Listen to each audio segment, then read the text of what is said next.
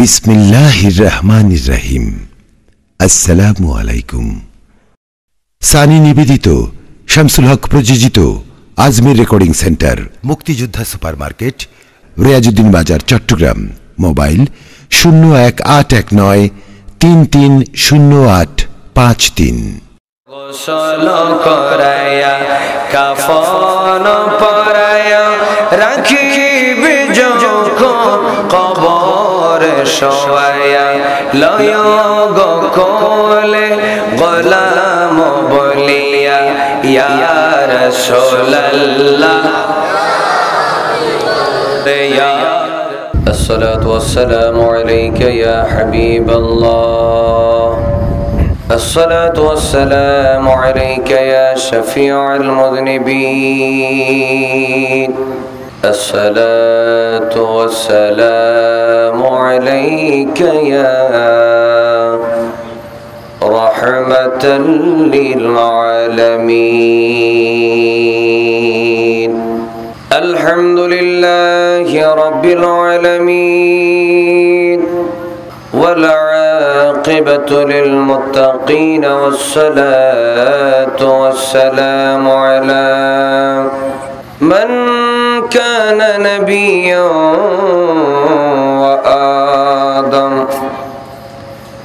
وآدم بين الماء والطين،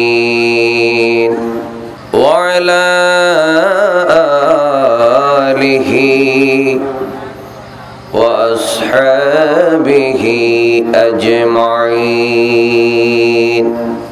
أما بعد، فقد قال الله تعالى في كلامه المجيد وفرقانه الحميد। সবাই মহব্বতের সাথে পড়ুন আউযু বিল্লাহি মিনাশ শাইতানির রাজীম, বিসমিল্লাহির রাহমানির রাহিম। ইউসাব্বিতুল্লাহু আল্লাযীনা আমানু بالقول الثابت في الحياة الدنيا وفي الآخرة.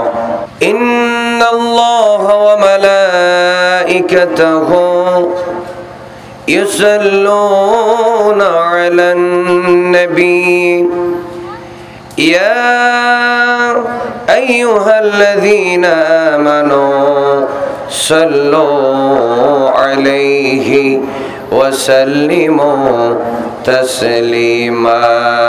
اللهم صل على سيدنا مولانا محمد وعلى آل سيدنا مولانا محمد. اللهم صل على سيدنا مولانا محمد وعلى آل سيدنا مولانا محمد. کی محمد سے وفا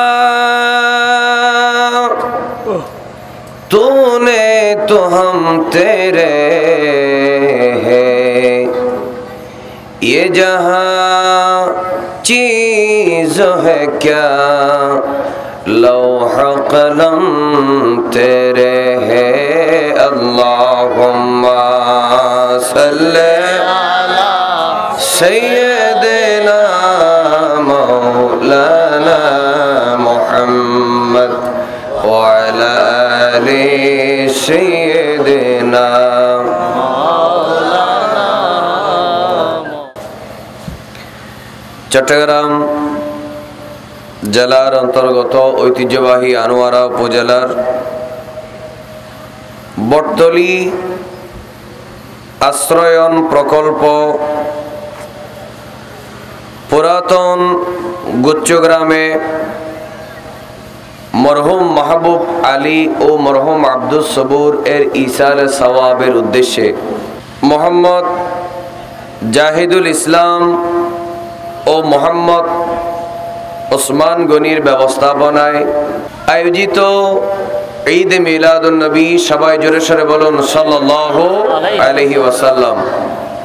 মাহফিলের সম্মানিত সভাপতি, লাখো কোটি দুরুদ সালাম এর হাদিয়া তাজদারে কায়নাত ফখরে মওজুদাত হুজুর মুহাম্মদ রাসূলুল্লাহ সাল্লাল্লাহু আলাইহি ওয়াসাল্লামের নূরানী দরবারে আমাকে অনুরোধ করেছে কবর হাসর নিয়ে আলোচনা করার জন্য। আমি ওইদিকে তাকিয়ে সূরা ইব্রাহিম এর 27 নম্বর আয়াত তেলাওয়াত করেছি। কারণ মানুষ যেই পথ, যেই মত, যেই ভাষা, যেই দেশ, যেমনই হোক না কেন, কিন্তু মৃত্যুর জন্য সবাই এক। সবার জান নিবে যিনি, সেই ফেরেশতার নাম আজরাইল। জোরে বলেন না, ফেরেশতার নাম কি? আজরাইল। বলেন আলাইহিস সালাম। মরতে হবে না এমন কোন মানুষ পৃথিবীতে নাই। মৃত্যু সবার জন্য আছে কিনা? আছে। এই জন্য ইমানদার, মৌতের ভয় থাকে ইমানদারের ভিতরে।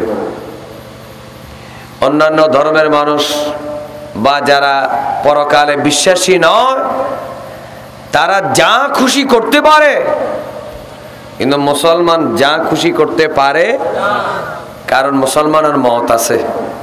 বলেন আছে কিনা? মৃত্যুর পরে যে ঠিকানা প্রথম, ওই জায়গাটার নাম হচ্ছে কবর। জোরে বলেন, সেটার নাম কি? আবার কবরের পরে যে ঠিকানা, যে ময়দান, ওটার নাম হচ্ছে হাসর। জোরে বলেন, ওটার নাম কি?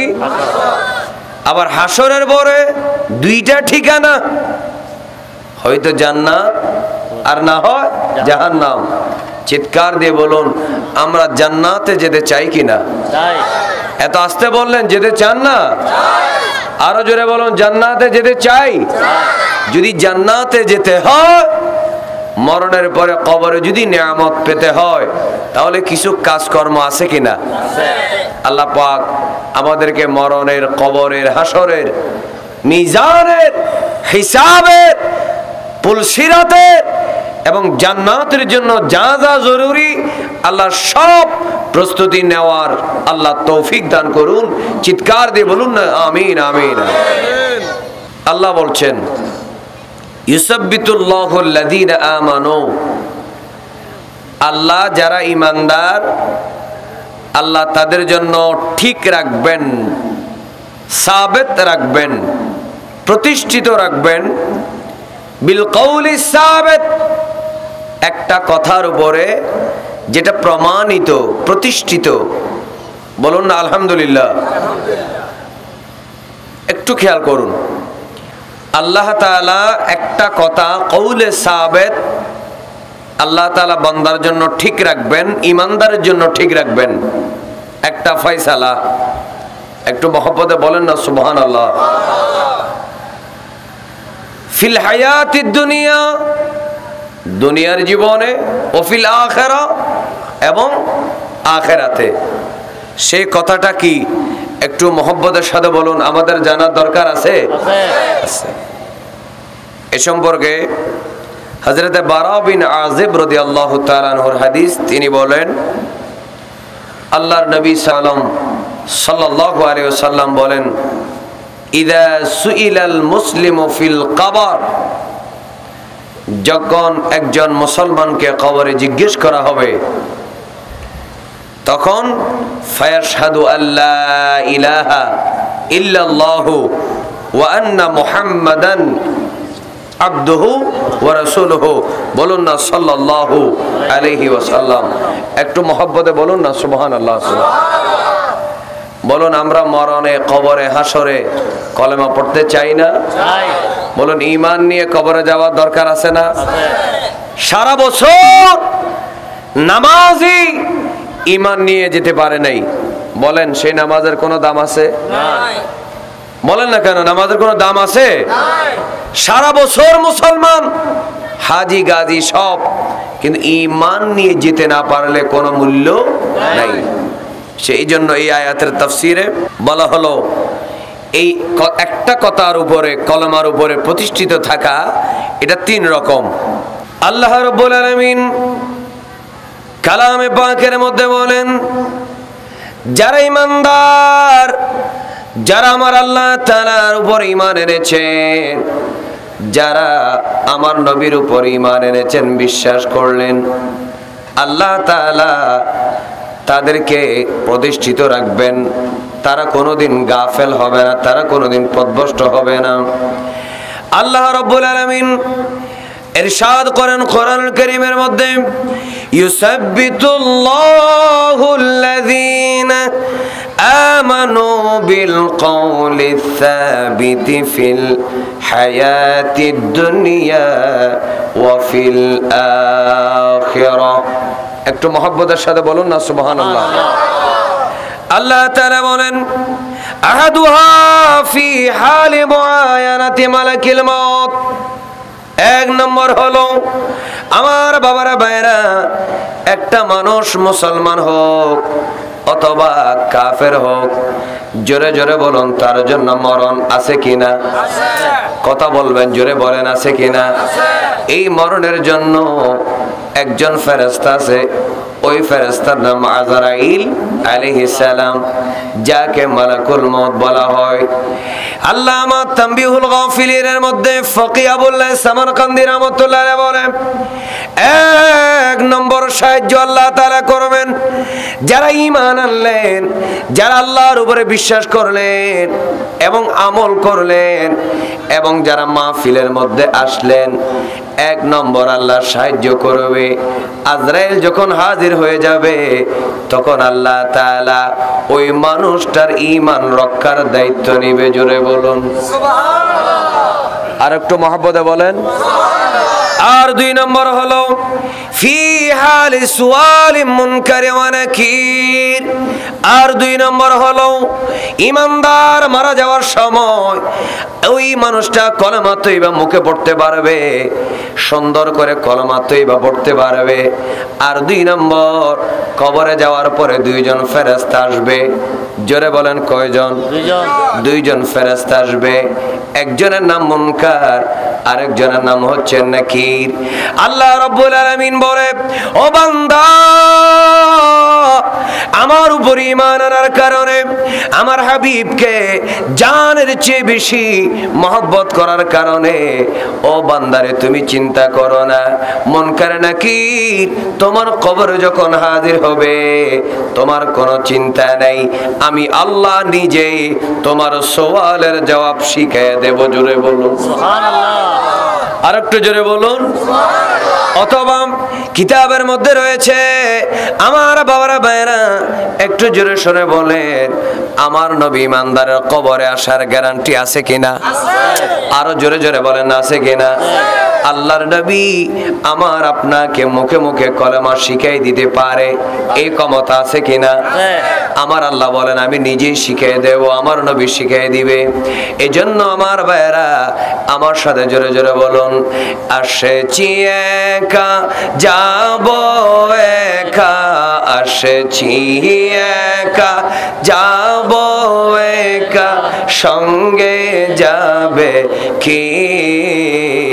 সঙ্গে যাবে দুইটি নাম, আল্লাহ ও নবী। একটু মহব্বতে বলেন না সুবহানাল্লাহ। সবাই জোরে বলুন তো, আসেছি একা যাব একা, আসেছি একা যাব একা, সঙ্গে যাবে কি? সঙ্গে যাবে দুইটি নাম, আল্লাহ ও নবী। আল্লাহুম্মা সাল্লি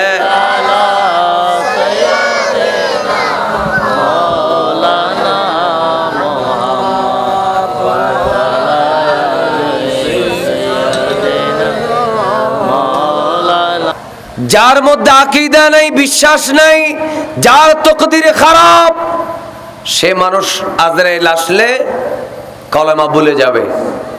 আর যার তাকদীর ভালো, আজরাইল আসলে তার মুখে অটোমেটিক আল্লাহ এবং রাসূলের নাম জারি হয়ে যাবে। চিৎকার দিয়ে বলুন না সুবহানাল্লাহ। 2 নাম্বার, যখন মানুষ কবরে যাবে, যার তাকদীর ভালো, যখন মুনকার নাকির আসবে, মুনকার নাকির কবরে হাজির হওয়ার আগে আমার সোনার মদিনার নবী হাজির হয়ে যাবে। একটু মহব্বতে বলেন না সুবহানাল্লাহ।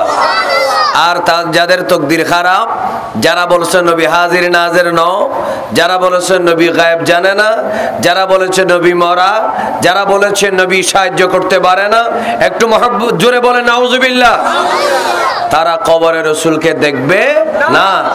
আর যারা বিশ্বাস, যাদের বিশ্বাস রয়েছে রাসূলুল্লাহ কবরে আসতে পারেন, তারা রাসূলুল্লাহর মুখে মুখে মুনকার নাকিরের সওয়ালের জবাব দিতে পারবে। চিৎকার দিয়ে বলুন না সুবহানাল্লাহ। বলুন, আমরা কবরের সওয়াল জবাব দেওয়ার দরকার আছে কিনা? কারণ এই সওয়াল জবাবের উপরে নির্ভর থাকবে মানুষটাকে জান্নাতি হবে না জাহান্নামী হবে। যদি সওয়াল দিতে পারে জবাব, তাহলে মানুষটা কিয়ামত পর্যন্ত কবরটা হবে জান্নাতের টুকরা, রাউদাতুম মিন রিয়াদিল জান্নাহ। চিৎকার দিয়ে বলুন না সুবহানাল্লাহ। আসুন, এটা তো কোরআনের আয়াত। 3 নাম্বার যেটা, সেটা হলো ফি হালে সোয়ালিহি ইনদাম মুহাসাবাতি ইয়াউমাল কিয়ামা। কিয়ামতের ময়দানে হিসাব আছে কিনা? কিয়ামতের ময়দানে যখন হিসাব হবে, তখন তাদের জন্য কেউ থাকবে না। জোরে সোরে বলুন, আমাদের সুন্নিদের জন্য রাসূল আছে কিনা?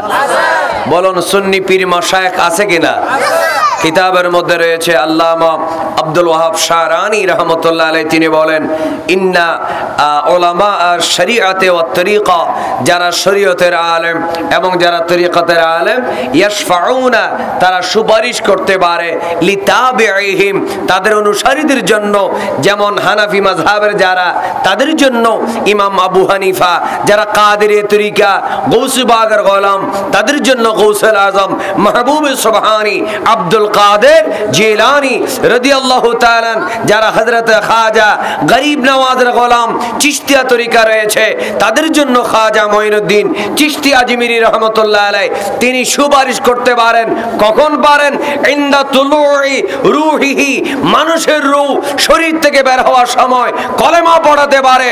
ওয়া ইনদা সুআলে মুনকার ওয়া নাকির, মুনকার নাকিরের সুআলের জবাব দেওয়ার সময় শুধু তা নয়, ওয়া ইনদাল মিজানে, মিজান পাল্লায় যখন সওয়াব এবং গুনাহ রাখা হবে, ওই সময়ে ওয়ালা সিরাত, এবং পুল সিরাতের উপরে ওই আল্লাহর ওলিরা, আল্লাহর ওলিরা, আল্লাহর নেককার বান্দারা, ইমামে আজম আবু হানিফা, গৌসুল আজম আব্দুল কাদের জিলানী, খাজা মঈনুদ্দিন চিশতি আজমিরি আপনার পুল সিরাতে হাত ধরে জান্নাতে পৌঁছায় দিতে পারে। জোরে বলুন নারে তাকবীর, আল্লাহু আকবার, নারে রিসালাত, নারে গাউসিয়া, ঈদে মিলাদুন নবী জিন্দাবাদ।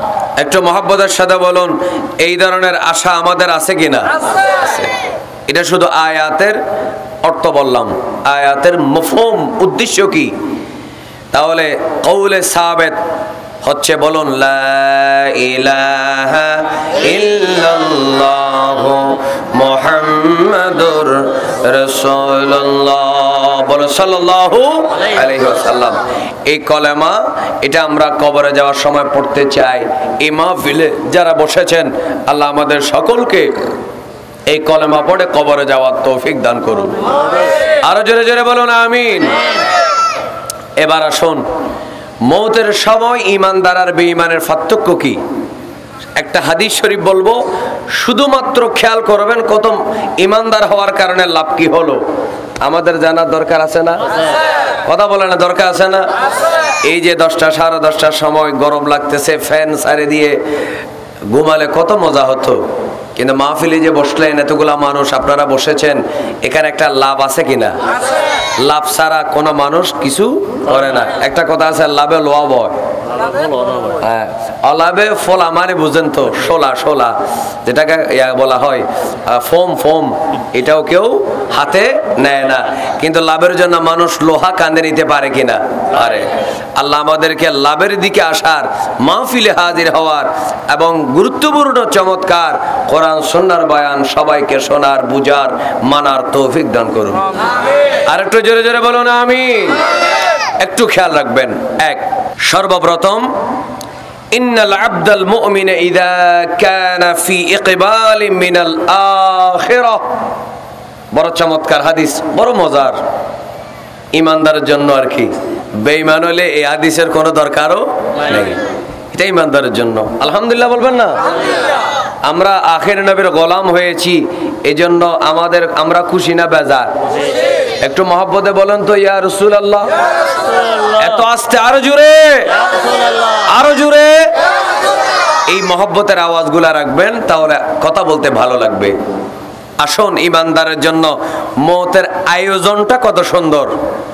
আচ্ছা বলেন, দুলা নেওয়ার জন্য মানুষ আসে, আবার জেলখানার আসামি ধরার জন্য মানুষ আসে। পুলিশগুলা মানুষ না? কথা বলে না কেন? পুলিশগুলা মানুষ না? আসে। কিন্তু দোনোটা নেওয়ার মধ্যে, স্বাগতম জানানোর মধ্যে পার্থক্য আছে কিনা? আছে। এই কিভাবে বরণ করা হয়, ইমানদারকে কিভাবে নেওয়া হয়, কিভাবে মালা দেওয়া হয়, কেমন আনন্দের ব্যাপার, আমরা সেটা জানবো। আল্লাহ রাসূল সাল্লাল্লাহু আলাইহি ওয়াসাল্লাম বলেন, ইন্নাল আবদাল মুমিনা, ইমানদার বান্দার যখন মওতের সময় আসে, তখন নাজালাত ইলাইহি মালাইকাতুন, খেয়াল করবেন, বড় মজার, কতগুলো রহমতের ফেরেশতা আকাশ থেকে নাজিল হয়। সুবহানাল্লাহ বলবেন না? ইশারা করলে সুবহানাল্লাহ বলবেন, কারণ এটা সুন্নি মাহফিলের একটা অলংকার। ঠিক কিনা বলেন না? আর একটু মহব্বতে বলেন সুবহানাল্লাহ। নাজালাত ইলাইহি মালাইকা, অনেকগুলো ফেরেশতা, রহমতের ফেরেশতা নাজিল হবে। শুধু আজরাইল নয়, আরো অনেক ফেরেশতা কি হবে? নাজিল হবে। মনোযোগ। নাজালাত ইলাইহি মালাইকাতুন বিদুন ওয়ুজুহুম, এমন কতগুলা ফেরেশতা নাজিল হবে যাদের চেহারাগুলা নুরানি, যাদের চেহারাগুলা সুন্দর। আমার ভাইরা, আজরাইল দেখা মাত্র মানুষ ভয় পেয়ে যাবে। এই জন্য ইমানদারের জন্য আজরাইল আসার আগে আল্লাহ সুন্দর চেহারার হাজারো ফেরেশতা ইমানদারের জন্য পাঠিয়ে দিবে। জোরে বলুন। শুধু সেটা নয়, আমাহুম কাফনুম মিনাল জান্নাহ, আর ওই ফেরেশতাদের সাথে থাকবে একটা জান্নাতের কাফন, জান্নাতের কাপড়। সুবহানাল্লাহ। আরো জোরে বলেন। আমার বাবারা, ভাইরা, আমরা জানি পুরুষের জন্য 3টা আর মহিলাদের জন্য কয়টা? 5টা কাফন হিসেবে দেওয়া হয়। কিন্তু আমার ভাইরা, এটা হলো বডির কাফন। কিন্তু আল্লাহ তাআলার নবী বলে, ও ইমানদার, ও আমার ভাগ্যবান উম্মত, তোমরা শোনো, তোমার মওতের সময় যখন হয়ে গেল, আল্লাহ তাআলা কতগুলা সুন্দর চেহারা রহমতের ফেরেশতা পাঠিয়ে দিবে। ওই ফেরেশতারা খালি হাতে আসবে না, তাদের হাতে জান্নাতে একটা সুন্দর কাফন হাতে থাকবে। জোরে বলুন। ওয়াহুনুতুম মিন হুনুতিল জান্নাহ, শুধু সেটা নয়, তাদের হাতে জান্নাতের মেশক থাকবে, জান্নাতের গ্রান থাকবে, সুগ্রান থাকবে, খুশবু থাকবে। ফায়াজলিসুনা মুদ্দাল বাসার, আমার বাইরে একটু মনোযোগ দিয়ে শুনবেন। জান্নাতের খুশবু তারা নিয়ে আসবে। একটা মানুষ যখন মারা যায়, তখন আমরা তার শরীরের মধ্যে বিভিন্ন খুশবু দিই কিনা? একটু জোরে বলে না, দিই কিনা?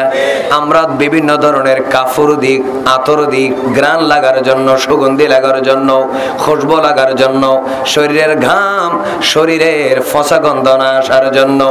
আর আল্লাহ তার নবী বলে, ইমানদার যদি হও, ইমানদার যদি হও, নেককার যদি হও, আল্লাহওয়ালা যদি হও, এই দুনিয়ার মধ্যে আল্লাহকে যদি রাজি করতে পারো, আমি রাসূলুল্লাহকে যদি রাজি করতে পারো, দুনিয়ার খুশবু তোমার দরকার দরকার নেই। আটলান্টিক মহাসাগরের মাঝখানে তোমার যদি মৃত্যু হয়, তোমার যদি গহীন অরণ্যে মৃত্যু হয়, পৃথিবীর কোন মানুষ যদি তোমার সামনে যদি না থাকে, কোনো চিন্তা করো না, তোমার শরীরের মধ্যে আমার আল্লাহ জান্নাতের খুশবু দিয়ে দেবে। জোরে বলো সুবহানাল্লাহ। এরপরে ফাজিলিসুন মাদ্দাল বাসার, ওই ফেরেশতারা, ওই রহমতের ফেরেশতারা তার চোখের সামনে বসবে। বসার পরে সুম্মা ইয়াজিউ মালাকুল মউত, এরপরে ফেরেশতা আসবে, মউতের ফেরেশতা। আমার ভাইরা, তাহলে বোঝা গেল আজরাইল আসার আগে আরো কতগুলা ফেরেশতা আছে কিনা? আছে। একটু জোরে জোরে বলেন, আছে কিনা? ওই ফেরেশতারা চোখের সামনে বসবে, এমন সময় মউত ফেরেশতা আসবে। হাত্তা ইয়াজলিসা ইনদা রাসিহি, ওই মানুষের মাথার কাছে পড়বে। ফায়াকুলু, এরপরে আজরাইল একটা ডাক দিবে, ইয়া আইয়াতুহান নাফসুল মুতমাইন্না, ও নফসে মুতমাইন্না, উখরুজি ইলা মাগফিরাতিল্লাহি ওয়া রিদওয়ানিহি। সুবহানাল্লাহ বলেন। আজরাইল, আমার বাইরে মনোযোগ, যারা বেঈমান ফাসিক এমন কঠোর ভাবে রূপ বের করবে, তার সমস্ত শরীরের রগগুলা ছিঁড়ে যাবে, এমন ব্যথা লাগবে, সাত আসমান ভেঙে পড়ার মতো তার কষ্ট হবে। কিন্তু আমার ভাইয়েরা, আজরাইল ইমানদার নেককারের জান কবজা করার সময় একটা সুন্দরভাবে ডাক দিবে, ইয়া আইয়াতুহান নাফসুল মুতমাইন্না, ও নফসে মুতমাইন্না, ও প্রশান্ত অন্তর। সুবহানাল্লাহ। ও নফসে মুতমাইন্না, উখরুজি, তুমি বের হয়ে যাও, তুমি বের হয়ে যাও, টেনে বের করবে না, ডাক দিবে, বের হয়ে যাও, ইলা মাগফিরাতিল্লাহ, আল্লাহর মাগফিরাতের দিকে, ওয়া রিদওয়ানিহি, এবং আল্লাহর সন্তুষ্টির দিকে। সুবহানাল্লাহ। একটু মনোযোগ রাখবেন। আল্লামা ইমাম গাজ্জালি কত সুন্দরভাবে বলেন, যখন আজরাইল, আরেকটা রওয়ায়াতের মধ্যে, হাদিসের বাইরে আরেকটা রওয়ায়াতে, আজরাইল ইমানদারের মুখ দিয়ে জান বের করার জন্য চাইবে, মুখ বলবে খবরদার, এই দিক দিয়ে জান বের করা যাবে না, কারণ মানুষটা এই মুখে হাজারবার আল্লাহর নাম জপ করেছে। এই চোখ দিয়ে যখন জান বের করতে চাইবে, আমাদের দেশে অনেক মানুষ যখন মারা যায় তখন তার চোখ খোলা থাকে, ঠিক কিনা বলেন? তার চোখ দিয়ে যখন বের করতে চাইবে, চোখ বলবে খবরদার, এই চোখ দিয়া তার জান বের করতে পারবে না, কারণ এই চোখ দিয়ে সে মাজার দেখেছে, মসজিদ দেখেছে, আলেম ওলামার চেহারা দেখেছে, এই চোখ দিয়ে সন্তান মা জননীর চেহারা দেখেছে, আল্লাহর ওলির চেহারা দেখেছে, ভালো ভালো জিনিস দেখেছে। এই কারণে এই চোখ দিয়ে সে কোরআনের হরফ দেখেছে, এই জন্য এই কান দিয়ে তুমি জান বের করতে পারবে না। কান দিয়ে আজরাইল ওই যে জীবনটা বের করার জন্য চাইবে, কান বলবে খবরদার, এই কান দিয়ে বের করতে পারবে না, কারণ ওই মানুষটা আজান শুনেছে, ওই মানুষটা নামাজের কিরাত শুনেছে, ওই মানুষটা ওয়াজ শুনেছে, ওই মানুষটা কোরআন সুন্নাহর আয়াত শুনেছে, কত সুন্দর আলেম ওলামার বয়ান শুনেছে। খবরদার, এই দিক দিয়ে বের করতে পারবে না। হাত দিয়ে বের করতে চাইবে, বলবে না না, এই হাতে সে মানুষকে দান করেছে, নিজের পকেট থেকে টাকা পয়সা দিয়েছে। পা দিয়ে বের করার জন্য চাইবে, পা বলবে না না, সব মানুষ যখন ঘুমের মধ্যে ছিল, আসসালাতু খায়রুম মিনান নাওম বলার পরে এই মানুষটা রাতের বেলা সে সুন্দরভাবে যখন আঁধার ছিল, ওই সময় ফজরের নামাজ পড়ার জন্য গেছে। খবরদার, তুমি এই দিক দিয়ে বের করতে পারবে না। এইটা যখন বলবে, তখন আল্লামা ইমাম গাজ্জালি কত সুন্দরভাবে বলেন, আজরাইল একেবারে আল্লাহর দরবারে চলে যাবে। আল্লাহ, তুমি কার কাছে পাঠাইলা? আল্লাহ, আমি তার জান কবজা করতে পারলাম না। তার মুখ আন্দোলন করে, তার কান আন্দোলন করে, তার নাকে আন্দোলন করে, তার হাতে বলে এদিক দিয়ে জান বের করতে পারবে না, তার পা মাকে বাঁধা দে। আল্লাহরে কেমন মানুষের কাছে পাঠাইলা, আমি তো জান কবজা করতে পারি না। আল্লাহ তাআলা বলে, ও আজরাইল, জান্নাত থেকে একটা কাগজ নাও আর একটা কলম নাও, ওই ওই কাগজের মধ্যে আলিফ লাম লাম হা, আমি আল্লাহর নামটা সুন্দরভাবে লেখো। আরো জোরে বলুন, আমার নামটা সুন্দরভাবে লেখো। আজরাইল বলে, আল্লাহ আমি কেন তোমার নাম লিখবো? আল্লাহ রে তুমি যদি অর্ডার করো আমি লিখবো, একটু বলে দাও। আল্লাহ তাআলা ডাক দে, আজরাইল কেন লিখবা? এটা কিছুক্ষণের মধ্যে তুমি রেজাল্ট পেয়ে যাবে। আজরাইল তখন একটা কাগজের মধ্যে আলিফ লাম লাম হা আল্লাহ শব্দটা একটা কাগজে লিখবে। এ আজরাইল কোনো প্রশ্ন করো না, সরাসরি দুনিয়ার মধ্যে চলে যাও, আমার বান্দার চোখের সামনে ধরো। ওই যে চোখের সামনে ধরার পরে আল্লাহ যখন দেখবে, এমন সময় বান্দা ডাক দিবে, ও আজরাইল এতক্ষণ কেন এই নামটা আনো নাই? এটা কেন আমার চোখের সামনে ধরলা? আজরাইল বলে, আমি যে এতক্ষণ কান দিয়ে জানবার করতে চাইলাম, আমি চোখ দিয়ে জানবার করতে চাইলাম, হাত দিয়ে জানবার করতে চাইলাম, মুখ দিয়ে জানবার করতে চাইলাম, পা দিয়ে জানবার করতে চাইলাম, তোমার শরীরের সব অঙ্গ প্রত্যঙ্গ আন্দোলন করলো, যার কারণে আমি এই শব্দটা লিখে আনলাম। এবার রুটা ভিতর থেকে ডাক দিবে, আজরাইল এই শব্দটা কেন লিখেছো? আজরাইল বলবে, আমি তোমার জান বের করতে আসছি। এটা হলো পরের কথা। এক নম্বর কথা হলো, আমি তোমাকে তোমার খালেক আমার আল্লাহর দরবারে নেওয়ার জন্য এসেছি। জোরে বলো, আরো জোরে বলেন, আল্লাহর দরবারে নেওয়ার জন্য এসেছি। এই কথা বলার পরে রূহ হঠাৎ করে ডাক দিবে, ও আজরাইল রে এতক্ষণ কেন বলো নাই? কতক্ষণ এই দিক দিয়ে কতক্ষণ ওই দিক দিয়ে আমার জান নিয়ে টানাটানি করতেছো, এতক্ষণ কেন বলো নাই আল্লাহর সাথে দেখা করব? ওই আল্লাহর জন্য আমি আর দেরি করব না। এই কথা বলার পরে ওই জানটা সুন্দরভাবে নিজে বের হইয়া আজরাইলের হাতের মধ্যে চলে যাবে। জোরে বলুন, কারণ আমার বাবারা বাইরে জোরে বলুন, যে আল্লাহ আমাদের শরীরে রূহ দিয়েছে, আমার বাইরে জোরে সরে বলুন, আমরা সেই আল্লাহর সাথে মিলতে চাই কিনা? বলুন, আমরা সে আল্লাহকে দেখতে চাই কিনা? আল্লাহ ইমাম গাজ্জালি বলবে, আর ইমানদারের জান কবজ করবে কি, শরীর থেকে বের হবে কিভাবে? এটাও তো তোমরা জানো না।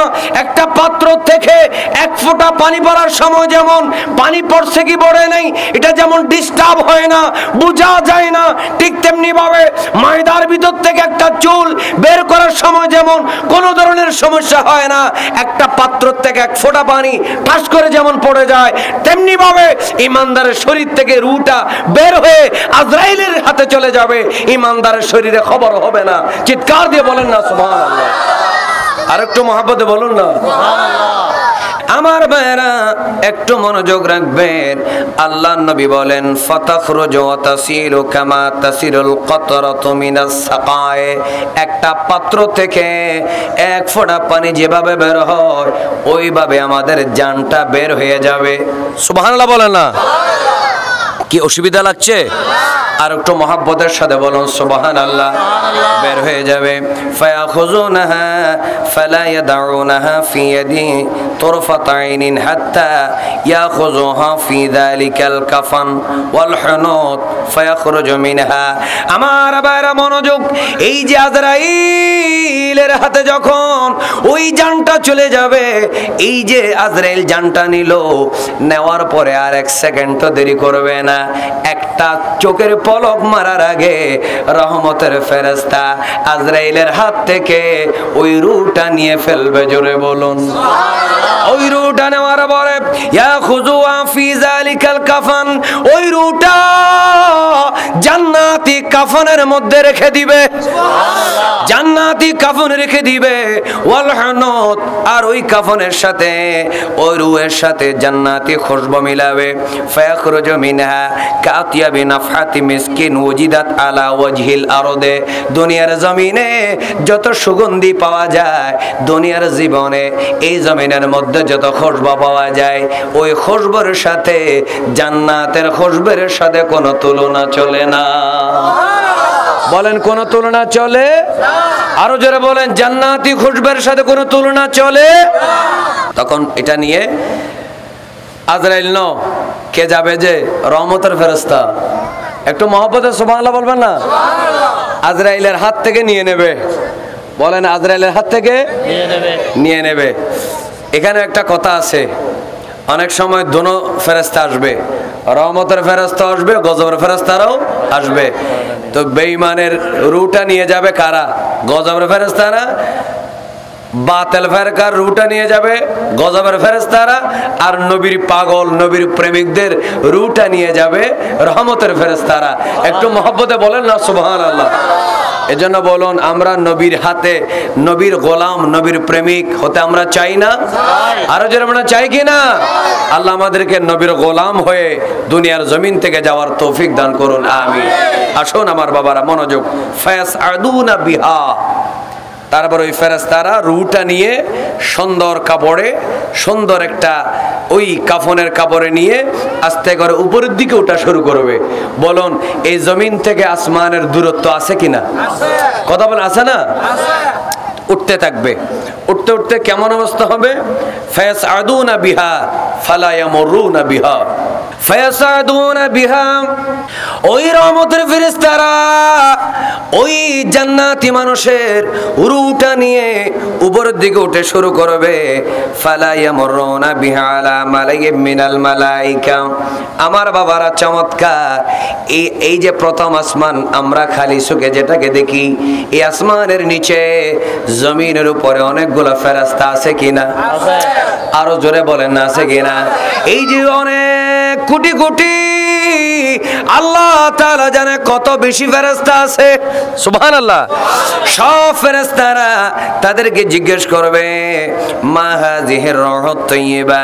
তখন ওই ফেরেশতারা বলবে, ও রহমতের ফেরেশতারা, এত চমৎকার একটা রূহ নিয়ে যাচ্ছ, বলো দেখি এটা কার রূহ? সুবহানাল্লাহ। এটা কার রূহ একটু আমাদেরকে বলো দেখি। তখন তারা বলবে, রূহ ফুলান ইবনে ফুলান। ও ফেরেশতারা, তোমরা শোনো, এটা অমুকের বাবা, অমুকের বেটা, অমুকের অমুকের অমুকের বেটা, অমুকের রূহ। বিআহসানি আসমাইহি, সুন্দর সুন্দর নাম ধরবে। সুম্মা ইয়ানতাহুনা বিহা ইলা সামাইদ দুনিয়া। এরপরে দুনিয়ার আসমানের মধ্যে চলে যাবে। আসমানের মধ্যে যাওয়ার পরে প্রথম আসমানের ফেরেশতারা ওই রূহকে দেখা মাত্র ফাস্তাফতিহুনা লাহা, তখন তাদের জন্য দরজা খুলে দেওয়া হবে। দরজা খুলে দেওয়া হবে। দরজা খুলে দেওয়ার পরে প্রথম আসমানের ফেরেশতারা তাকে স্বাগতম জানাবে। এরপরে দ্বিতীয় আসমানের ফেরেশতারা স্বাগতম জানাবে। এরপরে তৃতীয়, চতুর্থ, পঞ্চম, ষষ্ঠ, সপ্তম। আমার ভাইরা, আমার নবী যেমন মেরাজের রাতে মেরাজ উপরের দিকে সফর করলেন, সুবহানাল্লাহ বলেন না? আমার ভাইরা, ঈমানদার যখন মারা যাবে তখন কিন্তু উপরের দিকে সফর করবে। আলহামদুলিল্লাহ। বল না, কোন দিকে? উপরের দিকে সফর করবে, সপ্তম আসমান পর্যন্ত যাবে। আমার ভাইরা, একটু মনোযোগ দিয়ে শুনুন। যাওয়ার পরে আল্লাহ তাআলা ডাক দিবে, উকতুবু কিতাবাহু ফি ইল্লিয়িন। ও ফেরেশতারা, তার আমল গোলাম জান্নাতের সবচেয়ে উঁচু ক্লাসে, জান্নাতের সবচেয়ে উঁচু ক্লাসে এমন একটা জায়গা আছে, ওটার নাম হচ্ছে ইল্লিয়িন। ইল্লিয়িনের মধ্যে তার আমল নামাগুলা লিখে দাও। কয়বার নামাজ পড়েছে, কয়বার সিজদা দিয়েছে, কয়বার রুকু করেছে, কয়টা রোজা রাখছে, কয়বার মাহফিলের মধ্যে গেছে, সবকিছু ইল্লিয়িনের মধ্যে রেখে দাও। আর একটা কাজ করো, তার শরীরের ভিতরে আস্তে করে তার রূহটা আবার ঢুকিয়ে দাও। জোরে বলুন, আরো জোরে বলুন। তাহলে বোঝা গেল, শুধু আল্লাহর ওলি নয়, শুধু গৌসুল আজম দস্তগীর নয়, শুধু খাজা গরিবে নওয়াজ নয়, এই হাদিসের মাধ্যমে প্রমাণ হয়ে গেল, খোদার কসম, একজন ইমানদার যদি নেককার হয়, সাধারণ মানুষ হয়, তাকে উপরে তোলা হবে। প্রতিটা আসমানের ফেরেশতারা ওয়েলকাম জানাবে। এটা বড় কথা নয়। আবার সাত আসমানের যাওয়ার পরে আল্লাহ বলবে, তার ভালো আমলগুলা, নেক আমলগুলা এই ইল্লিয়িনের মধ্যে লেখার পরে তার রূহটা তার শরীরের ভিতরে কবরের মধ্যে ঢুকিয়ে দাও। কারণ মুনকার নাকির সওয়ালের জবাব দেওয়ার আগে মুনকার নাকির যখন তাকে ডাক দিবে, ওই মানুষটা যখন সশরীরে শোয়ার থেকে উঠে যাবে, সে যেন সুন্দর করে জবাব দিতে পারে। চিৎকার দিয়ে বলুন না সুবহানাল্লাহ। তাহলে বলুন আমরা মুনকার নাকিরের সওয়ালের জবাব দিতে চাই না? মহব্বতে বললে চাই কিনা? গোসল করাইয়া কাফন পরাইয়া, আর জোরে জোরে গোসল করাইয়া কাফন পরাইয়া রাখিবে যখন কবরে শোয়াইয়া, লয় গো কোলে গোলাম বলিয়া ইয়া রাসূলুল্লাহ, আর জোরে জোরে ইয়া রাসূলুল্লাহ, আর মহব্বতে ইয়া রাসূলুল্লাহ, আপনারি নূরের ঝলক লাগিয়া কবরের আঁধার যাবে চলিয়া, ও গো দিন গো দেখা কবরে আসিয়া ইয়া রাসূলুল্লাহ, আরো মহব্বতে জোরে জোরে ইয়া রাসূলুল্লাহ, আল্লাহুম্মা সাল্লি আলা সাইয়্যিদিনা মাওলানা মুহাম্মদ ওয়া আলা আলি সাইয়্যিদিনা মাওলানা। এখন আবার রূহ কোথায় চলে আসছে বলে গেছেন? বলে না কোথায় চলে আসছে? কবরে। কবরে যখন আবার রূহ এসে গেল, এমন সময় কয়জন ফেরেশতা আসলো? 2 জন। আরো জোরে বলনা কয়জন? 2 জন ফেরেশতা আসলো। আসার পরে তখন জিজ্ঞেস করবে মান রাব্বুকা ওয়ামা দীনুকা ওয়ামা কুনতা তাকুলু ফি হাক্কি হাযার রাজুল আল্লাযী বুইসা ফীকুম। চিৎকার দিয়ে বলুন না সুবহানাল্লাহ। এবার আপনারা বলুন, এই কবরে দেওয়ার আমাদের দেশে আপনাদের এলাকা তলকিন আসেনি? কথা বলে না কেন? আসেনি? এখানে যে মসজিদ আছে এটা জুমা মসজিদ না? জুমা মসজিদ। জুমাকে ভরা হুজুরে না? আচ্ছা, ও তলকি করেননি? করে, হুজুরে তলকিন করে। মাশাআল্লাহ, আল্লাহ হায়াত দারাজ করুক, আমিন বলেন। তলকিন আছে? কথা বললে আছে? আরে অনেকে বলে তলকিন করা এটা নাই, কোরআন হাদিসে নাই, এটা বেদাত। এই ধরনের কিছু মানুষ আছে কিনা? তো তলকিনের ফায়দা কি, লাভ কি আমাদের জানার দরকার আছে নি? এই জন্য এটা কবরের বিষয়, এই জন্য বলছি মনোযোগ। একটা মানুষ যখন কবরের দেওয়া হয়, মুনকার নাকির আসার আগে তার শরীরের মধ্যে আবার রূহটা ফেরত দেওয়া হয়। একটু মহব্বতে সুবহানাল্লাহ বলবো না? আসুন, এই সময় যদি একজন মানুষ কবরের উপরে দাঁড়িয়ে দোয়া করে, প্রথমে ডাক দিবে ইয়া ফুলান ইবনে ফুলান, মার নাম ধরে ডাকবে। আমার মা বোনেরা শোনেন, বাবার নাম ধরে কাউকে ডাকবে না। যিনি ইমাম সাহেব কার নাম ধরে ডাকবে? মার নাম ধরে। যেমন মার নাম ধরেন রহিমা, ছেলের নাম আব্দুল কাদের, মার নাম কি? রহিমা। তখন কি বলবে? ইয়া আব্দুল কাদের ইবনে রহিমা, হে রহিমার ছেলে আব্দুল কাদের। অথচ বাবার নাম বলবে না, বলবে কার নাম? মার নাম। একটু মহব্বতে সুবহানাল্লাহ বলবেন না? কার নাম বলবে? মার নাম। আসেন বাবারা, কারণ কি জানেন? কারণ অনেক মানুষ এমন হতে পারে যারা আইনত বাবা নয়, কিন্তু পৃথিবীতে মানুষ এসে গেছে, এমন অনেক আছে না? কিন্তু মানুষটা যার জন্ম হয়েছে তার তো কোনো অপরাধ নাই, বলে না? তার কোনো অপরাধ নাই। এজন্য তাকে লজ্জা না দেওয়ার জন্য মার নাম ধরে ডাক দেওয়া হবে।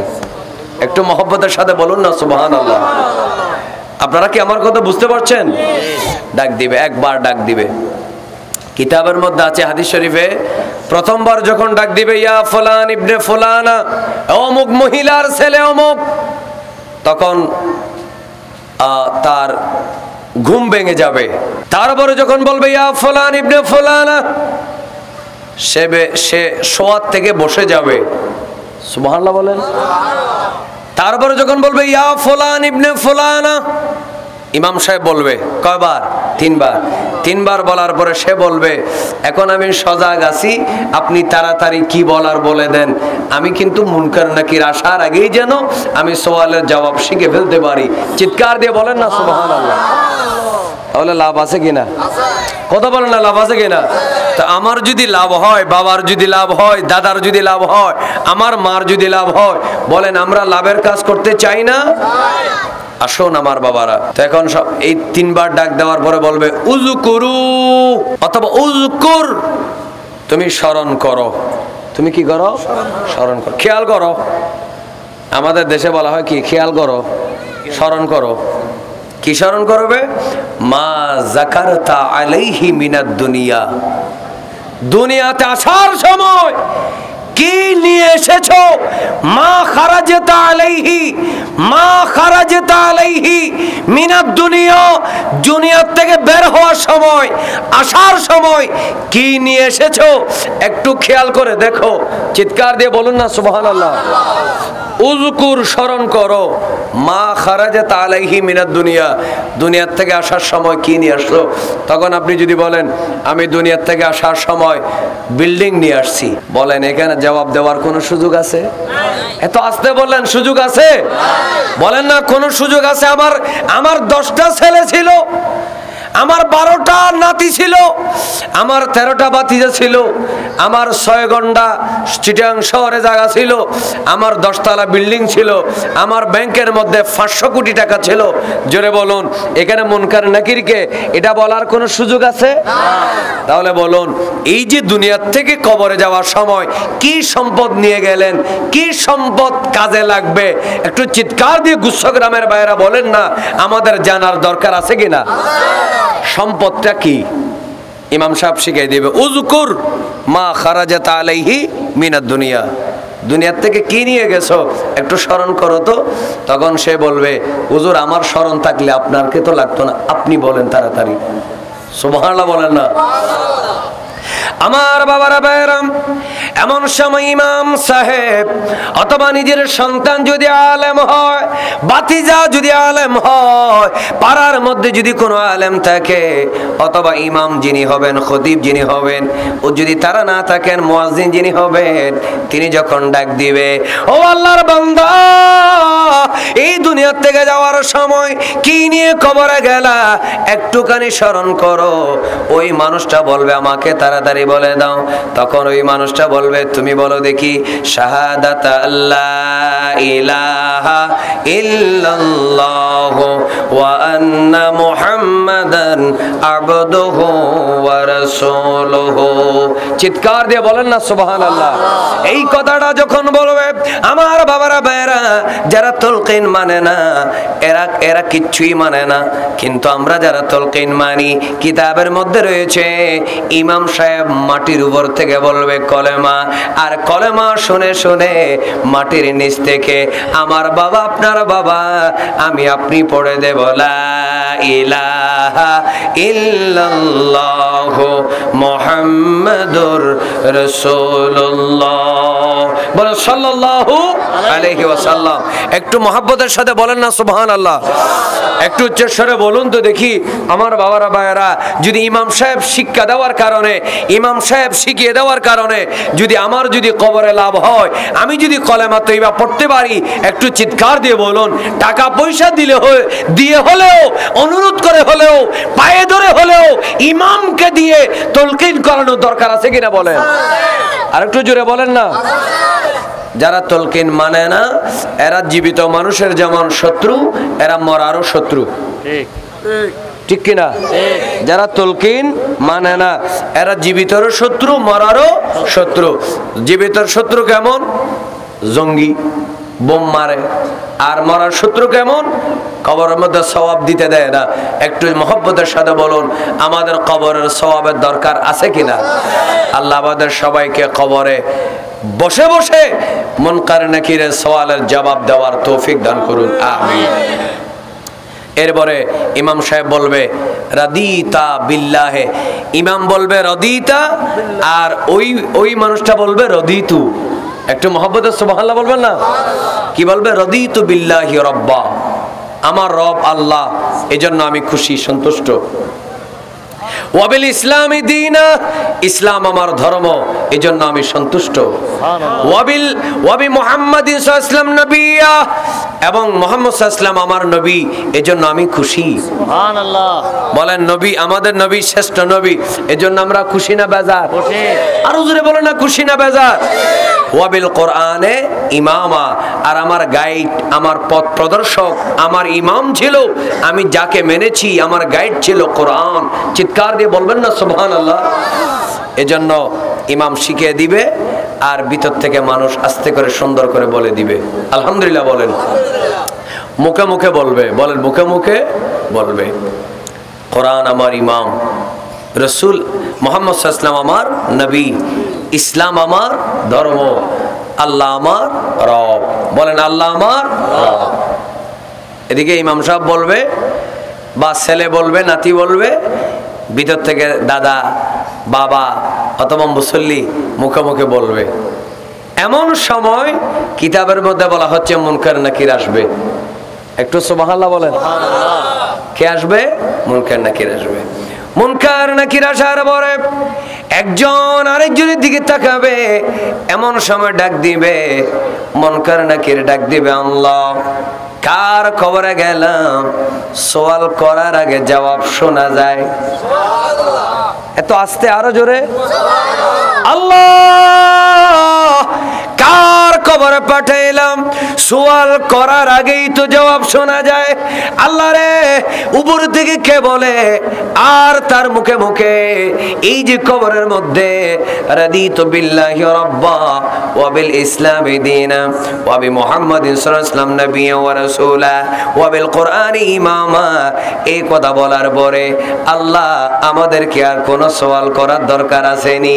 আল্লাহ তাআলা ডাক দিবে, ও মুনকার নাকির, আর সময় নষ্ট করো না, একটা কাজ করো, আমার বান্দার কবরের সাথে জান্নাতের সাথে একটা দরজা খুলে দাও, আমার বান্দার কবরে জান্নাতের বিছানা দাও, জান্নাতের খাবার দাও, আমার বান্দার কবরটা জান্নাতের লাইট দিয়ে তোমরা আলোকিত করে দাও। জোরে বলো সুবহানাল্লাহ। আরো জোরে বলেন। তাহলে বোঝা গেল, আমার বাবারা জোরে সরে বলুন, ইমানদারের জন্য, সুন্নির জন্য যার কবর তলকিন হয়, তার জন্য ওই কবরটা জান্নাতের একটা বাগান হয়ে যায়। উচ্চ স্বরে বলুন না সুবহানাল্লাহ। কি হয়ে যায়? জান্নাতের বাগান। বলে না জান্নাতের বাগান। আরো জোরে, জান্নাতের বাগান। আর যারা বেঈমান, যারা বেনামাজি, যারা সুদখোর, যারা ঘুষখোর, যারা রোজা রাখে না, যারা বেজাল করে, তাদের কবরের কি অবস্থা হয় একটু জোরে বলুন। সেটাও আমাদের জানার দরকার আছে কিনা? আমি নিজের থেকে বলবো না, বলেন তখন বলবেন যে ফুরকান কাদরি সাহেব, আপনি আমাদেরকে এভাবে ভয় লাগাই গেলেন। আমি কেন ভয় লাগাবো?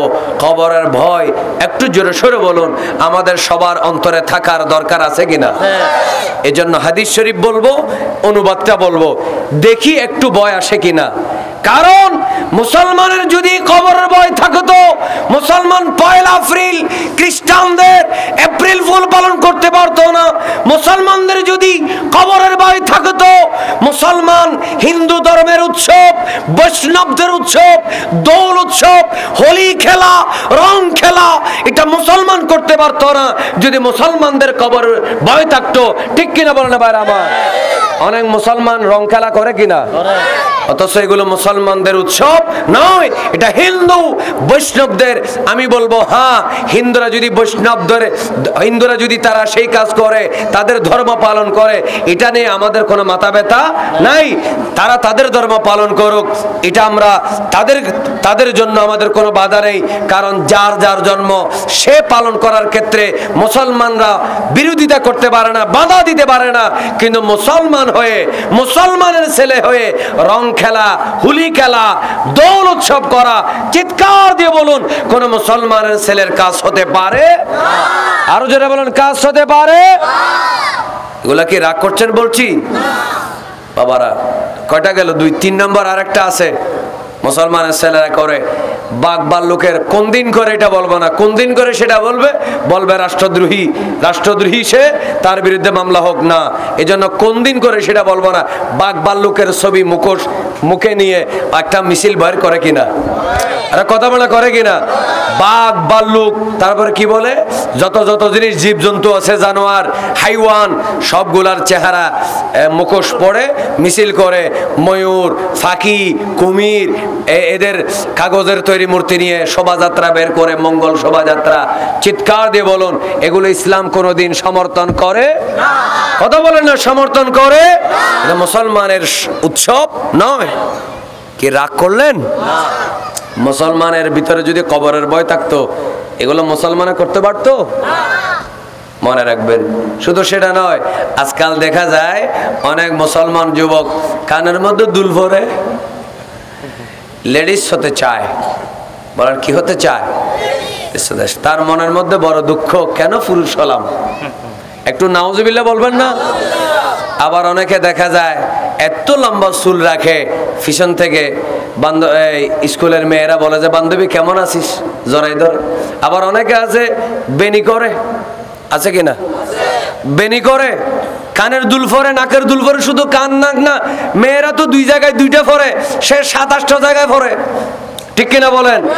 চোখের এখানে, বুরুর এখানে, নাকের ওইদিকে, ঠোঁটের ওইদিকে, ওইখানে পিছনে যত জায়গা আছে সব জায়গায় দুল আর দুল, লোয়ালঙ্কর, সব লোয়ালঙ্কর। ঠিক কিনা বলেন? এগুলো মুসলমান যুবকের কাজ হতে পারে? আরো জোরে মুসলমান যুবকের কাজ হতে পারে? আল্লাহ মুসলমান যুবকদেরকে হেফাজত করুক। খবরের ওয়াজগুলা এই জন্য করতে হয়। কি রাগ করতেছেন? এই জন্য খবরের ওয়াজ করতে হয়, কারণ গুচ্ছগ্রামে যতদিন আছেন ওয়াজ শুনবেন। যখন ঢাকা ইউনিভার্সিটিতে চলে যাবে কোন একটা ছেলে কোনো কারণে লেখাপড়া করছে বা চিটাং বিশ্ববিদ্যালয়ে বা বিভিন্ন বিশ্ববিদ্যালয়ে চলে যাবে, তখন বন্ধুদের ফাল্লায় পরে দেখবেন সেও রং ছিটাছিটি করে। ঠিক কিনা? দেখবেন সেও দোল উৎসব পালন করে, সেও বাগবাল লোকের মুখোশ মুখে ভরে। মানব হিসেবে আল্লাহ বানিয়েছেন, জোরে বলুন না, কে বানিয়েছেন? মানুষ বানিয়েছেন কে? আল্লাহ। লাকাদ খালাকনাল ইনসানা ফি আহসানি তাকওয়িম। আল্লাহ বলে আমি মানুষকে বানিয়েছি সবচেয়ে সুন্দর আকৃতি দিয়ে, সুন্দর বডি দিয়ে, সুন্দর চেহারা দিয়ে। এই সুন্দর চেহারাকে যারা বাদ দিয়ে বাগবাল্লুকের মুখোশ পরে মিছিল করে, যারা বলেন এরা মানুষ কলঙ্ক। ঠিক কিনা বলেন? এরা কি নামের কলঙ্ক? মানুষ নামের। একটা হাদিস শরীফ আছে, লাআনাল্লাহু আল মুশতাবিহিনা বিন নিসা। ওই সমস্ত পুরুষদেরকে আল্লাহর লানত যারা মহিলার বেশ ধরে। বলেন মহিলাও মানুষ, বলেন মহিলাও মানুষ, কথা বলেন মহিলাও। আপনার চুল একটু লম্বা হয়ে গেছে, আপনি কাটেন নাই বলে মহিলার মতো হয়ে গেছে। যদি মহিলার মতো লম্বা চুল রাখার কারণে, মহিলার বেশ ধারণ করার কারণে যদি আল্লাহর লানত হয়, বাগবাল্লুকের মুখোশ পড়ার কারণে, ছোট লানত না বড় লানত? আল্লাহ লানত থেকে আমাদের মুসলমানদেরকে বাঁচার তৌফিক দেন। তাহলে এপ্রিল ফুল আমরা পালন করব না? তাস্তা বলেন কেন? আমরা পালন করব। এগুলো গ্রামের অনেক মানুষ জানে না, না জানলে না জানলা ভালো। দোল উৎসব, রং ছিটাছিটি কোন মুসলমানের ছেলে পালন করতে পারে? বাগবাল্লুকের মুখোশ নিয়ে কোন মুসলমান মিছিল করতে পারে? এগুলার দ্বারা মঙ্গল আসে না, খোদার গজব আসে। ঠিক কিনা বলে না? মঙ্গল কি বাগবাল্লুকের মুখোশের ভিতরে, না মঙ্গল আল্লাহর কাছে? আল্লাহ আমাদের সবাইকে সঠিক জিনিসগুলো বুঝার তৌফিক দান করুক, আমিন। আরো জোরে বলো না কেন? আমিন। মনোযোগ রাখেন। রাগ করলেন নাকি? এবার আসেন, ইমানদারের কবর তো জান্নাতের বাগান কিয়ামত পর্যন্তের জন্য। কিয়ামতের বয়ান হবে ইনশাআল্লাহ। কি ধৈর্য আছে তো? মুক্তার সাহেব এসে যাচ্ছে, কিছুক্ষণের মধ্যে চলে আসবে। আসে গেছে নি মনে আসছে, চলে আসবে কিছুক্ষণের মধ্যে। রাগ করবো, আপনারা অপেক্ষা করেন একটু। হাসরের ময়দানের শাফাতের হাদিসটা বলবো, বড় চমৎকার। আলহামদুলিল্লাহ বলবেন না? এর আগে কবরের একটু শুনি। কবরের আযাবের ভয় থাকার দরকার আছে তো জায়গা ঠেলাঠেলি কমবে, মারামারি কমবে। তুমি আওয়ামী লীগ আমি বিএনপি, আমি বিএনপি তুমি আওয়ামী লীগ, আমি আওয়ামী লীগ তুমি বিএনপি, আমি জাতীয় পার্টি তুমি জামাত, সে জামাত ও জাতীয় পার্টি, এই ধরনের মারামারি এগুলো কমবে, ঠিক কিনা বলেন? কারণ কবরের মধ্যে তুমি আওয়ামী লীগ করছো না বিএনপি করছো না জাতীয় পার্টি করছো এই ধরনের কোনো প্রশ্ন থাকবে না। কবরে থাকবে মান রাব্বুকা ওয়ামা দীনুকা ওয়ামা কুনতা তাকুলু ফি হাক্কে হাযার রাজুল, এই রাসূলকে তুমি কি বলতে, ইনাকে তুমি কি বলতে। তাহলে বোঝা গেল কবরের মধ্যে কোনো পার্টির পরিচয় নয়, কবরের মধ্যে একটা পরিচয় কাজে আসবে, আমি রাসূলুল্লাহর গোলাম। চিৎকার দিয়ে বলেন না সুবহানাল্লাহ। বলুন আমরা রাসূলের গোলাম হয়ে কবরে যেতে চাই কিনা? আসেন এবার যারা ভিন্নপন্থী, মানে যারা সুদ খায় মদ খায়, যারা গোশখোর, তাদের কি অবস্থা, এই ব্যাপারে 3টা হাদিস শরীফ। হযরতে আব্দুল হামিদ বিন মাহমুদ আল মাগুলি তিনি বর্ণনা করেন, তিনি বলেন কুনতু জালিসান ইনদা ইবনে আব্বাস রাদিয়াল্লাহু তাআলা। রাবি বলেন আমরা আব্দুল্লাহ ইবনে আব্বাস রাদিয়াল্লাহু তাআলা আনহুমা, বাবাও সাহাবী ছেলেও সাহাবী, এজন্য রাদিয়াল্লাহু আনহুমা বলবেন। আমরা তার কাছে বসেছিলাম, এমন সময় ফাতাহু কওমুন, আব্দুল্লাহ ইবনে আব্বাসের কাছে একটা দল আসলো, কিছু মানুষ আসলো, এসে বলল খারাজানা হুজ্জাজান, হুজুর একটা আমরা বড় বিপদে পড়ে গেছি, আমরা হজ করার জন্য বের হয়েছিলাম। কিসের জন্য? হজ করার জন্য। হজ করার জন্য বের হয়েছিলাম। তো জাতুস সিফাহ নামক একটা জায়গা আছে, ওই জায়গায় যখন আমরা পৌঁছলাম তখন হঠাৎ করে আমাদের এক ভাই মারা গেল। বলেন না হায়াতের মালিককে? আরো জোরে বলেন। যে কোনো সময় কেউ যদি সিনেমা হলে যাওয়ার সময় মারা যায়, নাচের ফ্যাকেট অনুষ্ঠানে যাওয়ার সময় মারা যায়, কি শহীদ হওয়ার কোনো রাস্তা আসেনি? কিন্তু মাহফিলে আসতে যাইতে, হজে যেতে আসতে, মাদ্রাসায় আসতে যেতে, মসজিদে আসার সময় যাওয়ার সময় কোনো মানুষ যদি মারা যায়, সেই মানুষটা শাহাদাতের মর্যাদা পেয়ে যাবে। এত আস্তে, আরো জোরে বলেন। আমরা শাহাদাতের মর্যাদা চাই না? আসুন হজ করার জন্য আমরা অনেক মানুষ যাচ্ছি, জাতুস সিফাহ নামক জায়গায় গেলাম, আমাদের এক ভাই মরে গেল। বলেন না ইন্না লিল্লাহি ওয়া ইন্না ইলাইহি রাজিউন। হুজুর আমরা কি করলাম? একটা কবর করলাম। কবর যখন করলাম দেখলাম সেখানে কারো সাপ দেখা যায়, নাউজুবিল্লাহ, সেখানে সাপ দেখা যায়। আমরা আরেকটা কবর করলাম, দেখলাম সে কবরের মধ্যেও সাপ। আমরা আরেকটা কবর করলাম, ওই কবরের মধ্যে আমরা সাপ দেখলাম। হুজুর আমরা এখন তো আর তাকে কবর দিতে পারছি না, কারণ জেনে শুনে একজন হাজী সাহেব হজ করার জন্য যাচ্ছে, এমন একটা মানুষ রাস্তার মধ্যে মারা গেল, আর তার কবরের ভিতরে সাপ দেখা যায়। ওগো আব্দুল্লাহ ইবনে আব্বাস রাদিয়াল্লাহু তাআলা আনহু, ওগো আব্দুল্লাহ ইবনে আব্বাস রাদিয়াল্লাহু তাআলা, এখন আমরা কি করব বলেন? ওই মানুষটাকে কি কবর দেব নাকি আমরা ফেলে রাখবো? আব্দুল্লাহ ইবনে আব্বাস বলেন যে কোন একটা কবরে দিয়ে দাও, কারণ ওই মানুষটা সারা পৃথিবী যদি কবর করা হয় সকল কবরের মধ্যে সাপ দেখা যাবে। জোরে বলুন নাউজুবিল্লাহ। আরো জোরে বলুন, আরো জোরে বলুন। যদি সকল সারা পৃথিবীর প্রতিটা ইঞ্চি জায়গায় যদি তার জন্য যদি কবর করা হয়, সেখানে তার কবরে সাপ থাকবে কেন? আব্দুল্লাহ ইবনে আব্বাস রাদিয়াল্লাহু তাআলা বলেন এটা কেন বললাম? এটা জানার জন্য তোমরা একটু কাজ করো, তোমরা তার স্ত্রীর কাছে চলে যাও। চিৎকার দিয়ে বলেন না সুবহানাল্লাহ। আর একটু মহব্বতে বলেন, বলেন আল্লাহর নবী সাহাবীরা গায়েব জানে কিনা? অতীতের কথা জানে কিনা? কার আমলনামা কেমন জানে কিনা? এই জানার ক্ষমতা আল্লাহর ওলিদেরকে কে দিয়েছে? আল্লাহ দিয়েছেন। একটু মনোযোগ। যেখানে কবর দিবা সেখানে সাপ দেখা যাবে, তো তার কাছে গেছে, স্ত্রীর কাছে গেছে। স্ত্রীর কাছে যাওয়ার পরে জিজ্ঞেস করছে, আমরা 3টা কবর খুঁজছিলাম, সবগুলা কবরে সাপ দেখলাম। লাস্টে আব্দুল্লাহ ইবনে আব্বাস রাদিয়াল্লাহু তাআলা আনহুমা বললেন, যে কোনো কবরে দিয়ে দাও, সারা পৃথিবী যেখানে কবর করবে সেখানে সাপ দেখা যাবে। বলো তো তোমার স্বামী এমন কোন অপরাধ করেছে যার কারণে তার কবরের সাপ দেখা যাচ্ছে? তখন স্ত্রী বলল, বাস্তব কথা কি জানো, আমার স্বামী ব্যবসা করতেন। কি করতেন? আমার কথা বোঝা যায়? কি করতেন? ব্যবসা করতেন। তো আমার স্বামী কি করতে জানেন? 1 বস্তা চাউল থেকে 1 কেজি চাউল নিয়ে ফেলতেন। সেই 1 কেজির মধ্যে 1 কেজি নেওয়ার পরে আধা কেজি বা 1 কেজি পাথর নিয়ে পুরো বস্তার মধ্যে মিক্সার করে দিতেন। একটু নাউজুবিল্লাহ বলেন। ওজন কমে নাই, কিন্তু চাউল কমে গেছে। ঠিক কিনা বলেন না? কি কমে গেছে? চাউল। অথবা বুসি বা কুড়া অথবা পাথরের নুড়ি পাথর এগুলা দিয়ে কেজি ফুরাই দিত, কিন্তু প্রতিটা বস্তার থেকে 1 কেজি 1 কেজি করে নিলে 50টা বস্তার থেকে 50 কেজি, তাহলে আরেকটা বস্তা হয়ে যায়। ঠিক কিনা বলেন না? তো আরেকটা বস্তা হয়ে গেলে সেটা দিয়ে আমার স্বামী লাভ করত। এই কারণে মনে হয় আল্লাহর গজব পড়েছে। এটা জানার পরে হযরত আব্দুল্লাহ ইবনে আব্বাস রাদিয়াল্লাহু তাআলা আনহুর দরবারে তারা আবারও গেল। তখন আব্দুল্লাহ ইবনে আব্বাস রাদিয়াল্লাহু তাআলা আনহু বলেন, হ্যাঁ, এই কারণে তার কবরে সব দেখা গেছে। তাহলে বোঝা গেল বান্দার হক যারা খায় তাদের কবরের মধ্যে আযাব আছে কিনা? বলেন, আমরা আযাব থেকে বাঁচতে চাই কিনা? আযাব থেকে বাঁচার জন্য আল্লাহ বান্দার হক থেকে নিজেকে পরহেজ করার তৌফিক দান করুন, আমিন। আরো জোরে জোরে বলুন আমিন। 2 নাম্বার আরেকটা হাদিস, কানা রাজুলুন মিন আহলিল মদিনা। কি অসুবিধা লাগছে?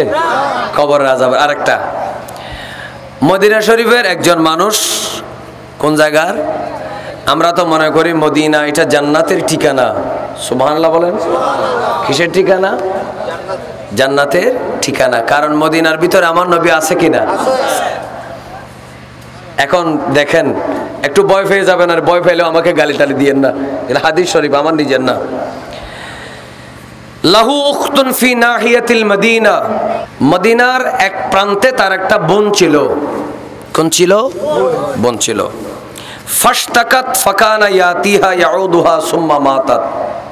সে বোনের কাছে, যেহেতু বোনের রোগ ছিল, বৃদ্ধা অথবা রোগী, এ কারণে ভাই বোনের সেবা করার জন্য যেত। একটা হাদিস শরীফ আছে, কেউ যদি অসুস্থ মানুষকে দেখতে যায়, আমাদের দেশে আপেল মোসাম্বি এগুলো নিয়ে যায়, যায় না? কেউ যদি অসুস্থ মানুষকে দেখতে যায়, সকালবেলা কেউ যদি যায়, সারাদিন 70,000 ফেরেশতা যে দেখতে গেছে রুগীকে, তার জন্য আল্লাহর দরবারে দোয়া করে, আল্লাহ তার গুনাহ মাফ করে দাও, গুনাহ মাফ করে দাও, গুনাহ মাফ করে দাও। সকালবেলা গেলে সূর্য ডুবা পর্যন্ত 70,000 ফেরেশতা তার জন্য গুনাহ মাফের জন্য দরখাস্ত করে। চিৎকার দিয়ে বলুন না সুবহানাল্লাহ। আরো জোরে বলেন। আর যদি সন্ধ্যাবেলা যায়, সারা রাত 70,000 ফেরেশতা তার জন্য কি করে? দোয়া করে। বলেন, ফেরেশতাদের দোয়া কবুল হওয়ার গ্যারান্টি আছে কিনা? কারণ ফেরেশতাদের কোনো গুনাহ নেই। আসেন বাবা, একটু মনোযোগ। লাস্টে কি হলো? মারা গেল, বোনটা মারা গেল। খুব খেয়াল করবেন। ফালাম্মা দুফিনাত, যখন মেয়েটাকে, বোনটাকে কবর দেওয়া হলো, ওয়ারাজা ইলা আহলিহা যাকারা আন্নাহু নাসিয়া কিসান কানা মাহু। যখন মানুষটা ঘরে চলে গেল, হঠাৎ করে মনে পড়লো যে আমার তো একটা টাকার মানিব্যাগ অথবা থলে, তখন, এখন তো মানিব্যাগ, তখন কি থলে, আমার তো একটা টাকার থলে ছিল, এটা কোথায় ফেললাম। হঠাৎ করে মনে পড়লো যে হাইরে, আমার টাকার ব্যাগ তো আমি কবরের মধ্যে বোনের সাথে দাফন করে ফেলছি। হাই, এখন কি করব? হুজুরদের কাছে গেছে। কাদের কাছে? কথা বলে না, কার কাছে? হুজুরেরা বলছে যে অসুবিধা নেই, মাত্র খবর দিছো, এখনো লাশের অবস্থা কি আছে? ঠিক আছে। যেহেতু টাকা, এগুলো অপচয় করার কোনো প্রয়োজন নেই, এগুলো নিয়ে ফেলতে পারবে, করো। যখন করলো, তখন দেখা গেল মুস্তাইলুন নারন, কবরের ভিতরে আগুন জ্বলতেছে। নাউজুবিল্লাহ বলবেন না? কি জ্বলতেছে? আগুন জ্বলতেছে। আমার বাবার, আমার মনোযোগ। ওই ভাই আর দেরি করলো না, মা জননী তখন জিন্দা ছিল। মা জননীর কাছে ওই ভাই দৌড় মারলো, বলল মা আমাকে একটা কথার জবাব দাও। আমি আমার বোনকে দাফন করলাম আর বোনের টাকার তোলেটা রেখে আসলাম। আমার যখন স্মরণ হলো, আলেমরা যখন বলল ওই তলেটা নেওয়া যাবে, আমি তলে নেওয়ার জন্য গেলাম, দেখলাম কবরের মধ্যে আগুনে ভরা। ও মা, কি এমন অপরাধ আমার বোনে করেছে যার কারণে তার কবরে আগুন জ্বলে? তখন মা জননী কি বলল একটু মনোযোগ দিয়ে শুনবেন।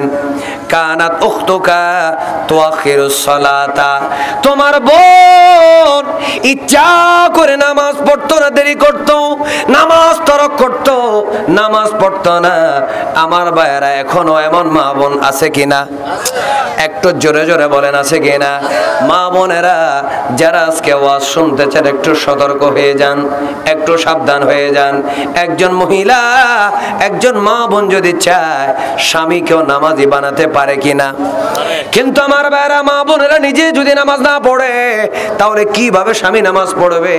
কিভাবে তার বুকের মালিক সন্তান নামাজি হবে? সন্তান যদি নামাজি না হয়, মার জন্য কোনো ধরনের বাঁচার উপায় নাই। আর মা নামাজি হওয়ার কারণে, মা কোরআন তেলাওয়াত করার কারণে মা কবরে চলে গেল। সন্তান যদি নামাজি হয়, সন্তান যতবার নামাজ পড়বে, সন্তান যতবার কোরআন তেলাওয়াত করবে, সন্তানের সওয়াব আল্লাহ মা জননীর কবরে পৌঁছায় দিবে। জোরে বলুন, আরো জোরে বলেন। এই গ্যারান্টি আছে কিনা? মা বলল তোমার বোন নামাজে দেরি করতো, ওয়ালা তুসাল্লি বিতাহারাতিন তাম্মা, শুধু সেটা নয় ভালোভাবে ওযু করতো না। এমন অনেক মানুষ আছে ওযু করতে জানে না, আছে কিনা? কথা বলেন না, আছে কিনা? এই কারণে তার কবরের মধ্যে আযাব হয়। আর 3 নাম্বার, ওয়াতাতি ফি আবওয়াবিল জিরান, প্রতিবেশীদের দরজায় দরজায় যেত, যাওয়ার পরে কান লাগাই দিত। কি কথা বলে আমার বাবারা ভাইরা, স্বামী স্ত্রী অথবা মা সন্তান অথবা ভাই ভাই অনেক সময় এমন কথা বলে যেগুলো প্রতিবেশী সম্পর্কে কথা বলে, অমুক মানুষ সম্পর্কে অমুক মানুষ সম্পর্কে কথা বলে। এই কথাগুলা সে কান লাগিয়ে শুনতো, শোনার পরে ওই মানুষটাকে বলে দিত। বলার পরে দুনো পক্ষের মধ্যে ঝগড়া হতো, মনোমালিন্য হতো, মারামারি কাটাকাটি হতো। এটাকে বলা হয় নামিমা। এই নামিমা করার কারণে আজকে তোমার বোনের কবরে জাহান্নামের আগুন জ্বলতেছে। নাউজুবিল্লাহ। আরো জোরে বলেন, আরো জোরে বলেন। তাহলে একজনের কথা আরেকজনকে বলে দেওয়া, নামিমা করা, বলুন ইসলামে জায়েজ? বলে না মুসলমানের জন্য জায়েজ? আল্লাহ আমাদের মানুষদেরকে, মা বোনদেরকে, তো বোনের কথা বলছে এই জন্য তার মানে ছেলেদের জন্য জায়েজ তা না। ছেলেদের জন্য যেমন হারাম, মহিলাদের জন্য হারাম। আল্লাহ নমিমাত থেকে, চগলখুরির থেকে আমাদেরকে বাঁচার তৌফিক দান করুন। আর একটু জোরে জোরে বলেন না কেন আমিন? একটু শাফাআতের হাদিসটা খুব সংক্ষেপে বলে ফেলি, যেহেতু হাসরের ময়দানের কথা বলা হয়েছে এজন্য বলছি খুব সংক্ষেপ। কবর থেকে উঠবে কোথায়? হাসর। বলে না কোথায়? হাসরে। হাসর কিয়ামত হয়ে যাবে, প্রথমে সব শেষ, এরপরে আল্লাহ আবার সবগুলাকে জিন্দা করবেন। একটু মহব্বতে বলেন না সুবহানাল্লাহ। কিয়ামতের ময়দানে সবাই, কেউ কাউকে চিনবে না, কেউ কাউর দিকে তাকাবে না, সবাই দৌড়াতে থাকবে, দৌড়াতে থাকবে। সকল মানুষ প্রথমে আদম আলাইহিস সালামের কাছে যাবে। ওয়া ইন্নী ইস্তাখবাতু দাওয়াতি শাফাআতাল লিউম্মতি ইয়াউমাল কিয়ামা আলা ওয়া আনা সাইয়্যিদু ওয়ালদি আদম ওয়ালা ফখর ওয়া আনা আউয়ালু মান তানশাক্কু আনহুল আরদ। আল্লাহ রাসূল বলেন, এটা আল্লাহ রাসূলের কথা, আমি প্রথম সুপারিশ করব, কোন নবী নয়। একটু সুবহানাল্লাহ বলেন। সকল নবীর আগে সুপারিশ করবে আমার নবী মুহাম্মাদুর রাসূলুল্লাহ সাল্লাল্লাহু আলাইহি ওয়াসাল্লাম। সকল মানুষ আদম আলাইহিস সালামের কাছে যাবে। কার কাছে? আদম আলাইহিস সালামের কাছে গিয়ে বলবে, আপনি আবুল বাশার, আমাদেরকে বাঁচান। আবুল বাশার আদম আলাইহিস সালাম বলবে, না না, আমি আজকে তোমাদের জন্য সুপারিশ করব না, কারণ আমি নিজেকে নিয়ে ভয় করছি, কারণ আমি এমন একটা গাছের ফল খেয়েছিলাম যেটা আল্লাহ তাআলা আমাকে খেতে নিষেধ করেছিল। আমার বাইরে কথা বলার পরে তখন সকল মানুষ বলবে, ও সব মানুষের বিধাদম, আপনি যদি সুপারিশ না করেন আমরা কোন দিকে যাব? তখন আদম আলাইহিস সালাম বলবেন, নূহ আলাইহিস সালামের কাছে যাও। সবাই নূহ আলাইহিস সালামের কাছে যাবে। নূহ আলাইহিস সালাম বলবে, আমি এমন একটা বদদোয়া করেছিলাম, বদদোয়ার কারণে দুনিয়ার মধ্যে কাফেররা শেষ হয়ে গিয়েছিল।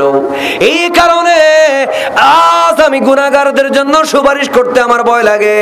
তোমরা একটা কাজ করো, তোমরা হযরতে ইব্রাহিম আলাইহিস সালামের কাছে চলে যাও। সুবহানাল্লাহ, আরো জোরে বলেন। হযরত ইব্রাহিম আলাইহিস সালামের কাছে আমরা চলে যাব।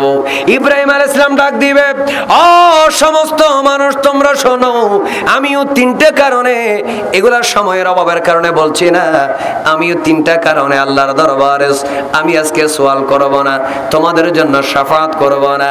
তোমরা একটা কাজ করো, তোমরা মূসা কালিমুল্লাহর কাছে চলে যাও। সুবহানাল্লাহ বলেন না? তোমরা মূসা কালিমুল্লাহর কাছে চলে যাও। সব মানুষ মূসা কালিমুল্লাহ ইসলামের কাছে চলে যাবে।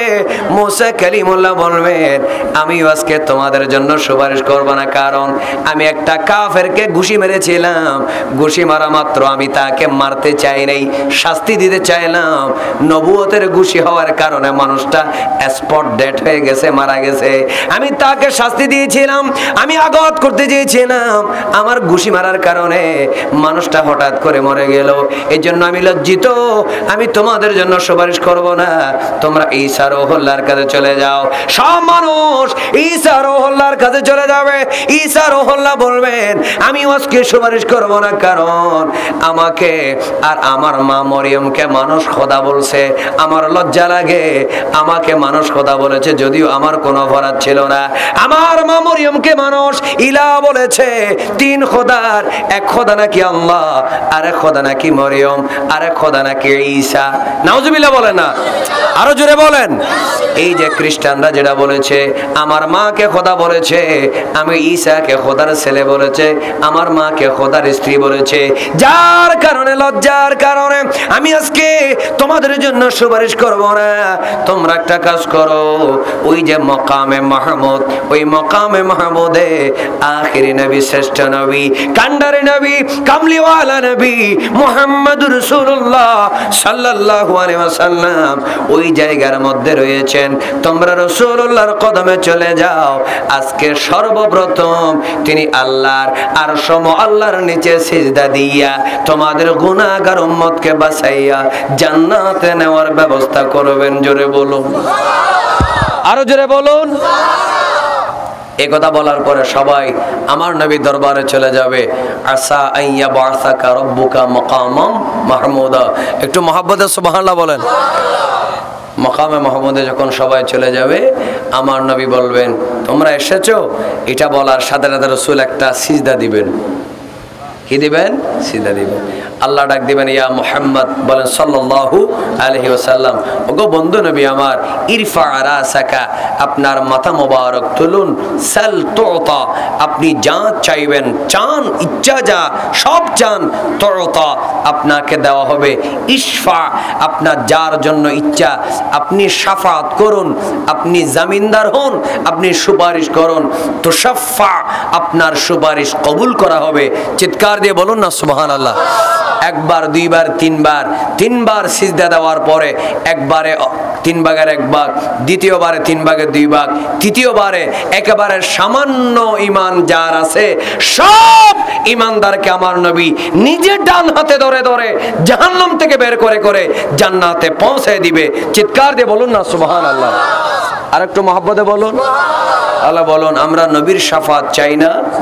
আর যারা চাই না, হ্যাঁ, নবীর শাফাত পাবে তারা যারা নবীকে শফিউল মুজনিবিন মানে। যারা নবীকে শফিউল মুজনিবিন মানে না, তারা নবীর শাফাত পেতে পারে না। আজকে দোয়া করব, একটু উচ্চ কণ্ঠে আমিন বলবেন। আল্লাহ পাক শেষ বিচারের দিনে আমাদের সকলকে আল্লাহ রাসূলুল্লাহর শাফাত পাওয়ার তৌফিক দান করুন।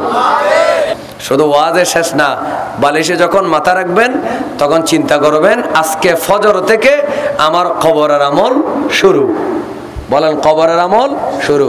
আমল করবেন এখানে, রেজাল্ট হবে কবরে। এজন্য আল্লাহ পাক আমাদের সবাই রেজাল্ট কবরে, কিন্তু ফলাফল কবরে হলেও চাকরি পাওয়া যাবে হাসরের ময়দানে। সুবহানাল্লাহ বলেন না? আমল এখানে, রেজাল্ট পাবলিশ হবে কোথায়? কবরে। নেয়ামত পাবেন কোথায়? জান্নাতে। একটু সুবহানাল্লাহ বলেন। আল্লাহ আমাদের আমল করার, বেশি বেশি আমল করার, সবাই তো সুন্নি, সুন্নি না বলেন, আশিক রাসূল না? আল্লাহ আমাদের সবাইকে আমল করার তৌফিক দেখ। মা বোনদেরকেও আল্লাহ পর্দার মধ্যে তাকার তৌফিক দেখ। আসসালামু আলাইকুম ওয়া রাহমাতুল্লাহি ওয়া বারাকাতুহু।